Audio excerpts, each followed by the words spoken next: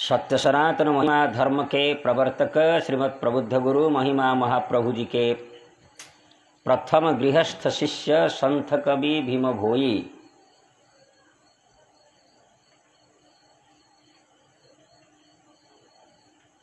महाप्रभु जी का दर्शन करके दिव्य ज्ञान प्राप्त करके उन्होंने रचनावली के अंतर्गत संत कवि भीम भोई ग्रंथावली जो की रचना उन्होंने की है, तो उनके बारे में कल हम लोग श्रवण कर चुके हैं और विशेष करके विषय वस्तु भी हम लोग श्रवण कर चुके हैं। आज श्रवण करेंगे। उन्होंने भजन में इस प्रकार बोले हैं, धर्म धारणे धरित्री रही छे चारि जुगरे, अर्थात सत्य त्रेतया द्वापर कली चारों जुगों में हर हमेशा प्रतिमुहूर्त में यह जो धरित्री धर्म को धारणा करके टिकी हुई है, अर्थात जैसे किसी चीज में हम लोग बैठे हैं तो वह ही उसकी धारणा है, वह ही उसका जो कि स्थान है, उसी के बल पर, किसी स्थान के बल पर हम लोग बैठे हैं या जाते हैं या निवास करते हैं। तो उसी प्रकार से जैसे कि समस्त प्राणी घास कीट पतंगों से लेकर के जितने प्राणी हैं, समस्त प्राणी इस धरती में ही निवास करते हैं। अतः धरती किस चीज पर टिकी हुई है? धर्म को धारणा करके, अर्थात धर्म पर ही टिकी हुई है। अगर धर्म नहीं रहेगा तो धरित्री नहीं रहेगी। धर्म में आबिलता होती है। धर्म को मनुष्य नष्ट कर देते हैं। पशु पक्षी कीट पतंग नष्ट नहीं करते हैं, मनुष्य नष्ट करता है। पशु पक्षी कीट पतंग ये धर्म को नहीं जानते हैं, जानते हैं? नहीं जानते हैं।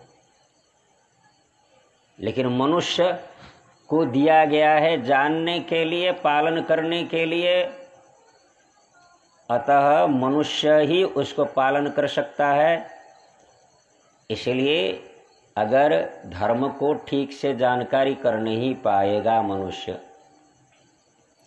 यानी मनुष्य समाज वास्तविक धर्म के स्वरूप को नहीं पहचान सकेंगे,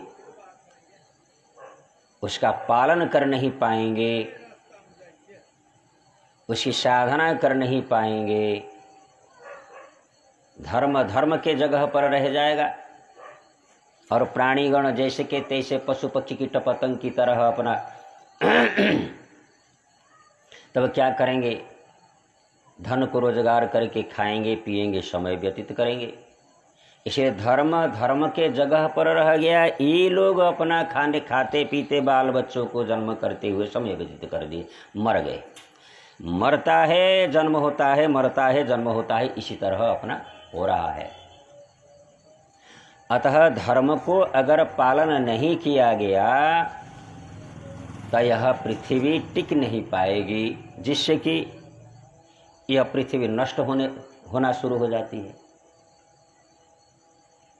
तब पृथ्वी की रक्षा करने के लिए जिन लोगों को दायित्व दिया गया है, जैसे कि पृथ्वी माता को, देवी देवताओं को, साधु संत सिद्धों को